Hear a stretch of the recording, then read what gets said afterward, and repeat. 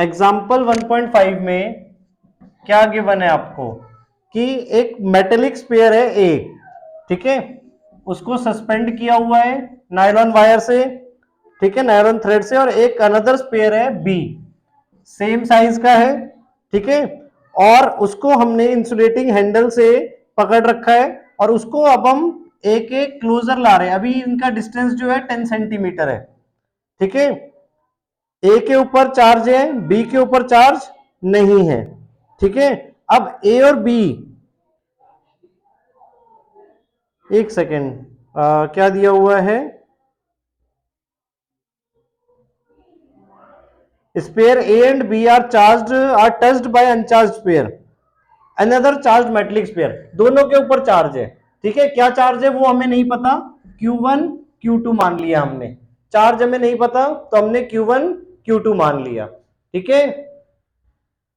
Now अब इसके बाद हमें क्या बोला है, सी और डी, हम इनके पास सी और डी दो स्पेयर लेके आए हैं जो अनचार्ज्ड हैं, क्लियर, जिनके ऊपर कोई भी चार्ज नहीं है।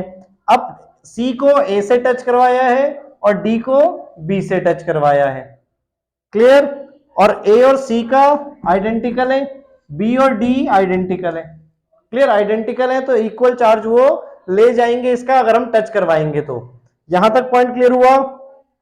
Now ignore the size of A and B in comparison, A और बी का साइज हमें इग्नोर करना है, वो नहीं लेना है आपस में, क्लियर। नाउ अब हमें पूछ रहे हैं कि हमने पहले इन्हें टच करवाया इससे, क्लियर, सी को ए से टच कराया, डी को बी से टच कराया और हटा लिया।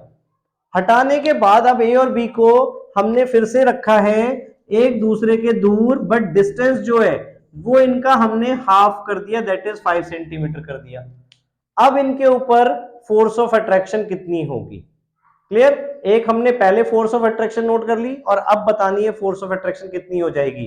तो ध्यान से देखो, पहले तो बेटा फोर्स ऑफ अट्रैक्शन ए और बी के ऊपर कितनी रहेगी, दैट इज के Q1 Q2 bye are square. Are आपका कितना है 10 सेंटीमीटर, इसको मीटर में कन्वर्ट किया तो क्या लिखेंगे 0.1 मीटर। सो के Q1 Q2 बाय 0.1 का होल स्क्वायर। यहां तक क्लियर हो गया, 0.1 यानी कि 10⁻⁻1, इसको ऊपर भेजा तो हम इन पर फर्दर ये भी लिख सकते हैं के Q1 Q2 इंटू 10 का स्क्वायर। यहां तक क्लियर।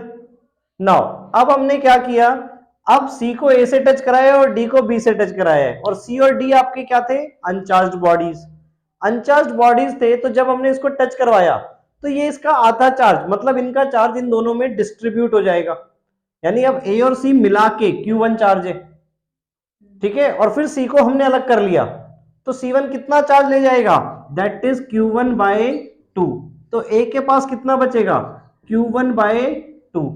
सिमिलरली D वाला B का आधा चार्ज ले जाएगा तो B के पास अब क्या बचेगा Q2 बाय 2। यहां तक क्लियर हुआ। अब इनका सेपरेशन क्या है 5 सेंटीमीटर।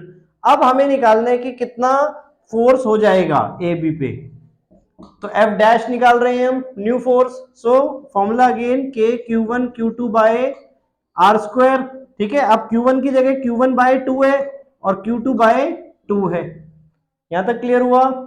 और R की जगह कितना हो गया 0.05 का स्क्वायर मल्टीप्लाई, सो क्या हो जाएगा के Q1 Q2, और देखो इसको अगर हम मल्टीप्लाई करते 0.05 इंटू 2 इंटू 0.05 इंटू 2, तो अगेन ये क्या बन जाएगा 0.1 जो कि वापस आपका आ जाएगा के Q1 Q2 इंटू 10⁻², 10⁻⁻1 बन जाएगा दो जगह, तो 10⁻⁻2 बन गया नीचे और ऊपर गया तो 10⁻², यानी इक्वल्स टू जो पहले हमारे पास फोर्स था वही आ गया, क्लियर। यानी बाद में जब आप 5 सेंटीमीटर के डिस्टेंस पर हैं तो उतना ही फोर्स लगेगा जितना वहां पे 10 सेंटीमीटर वाले केस पे लग रहा था, क्लियर।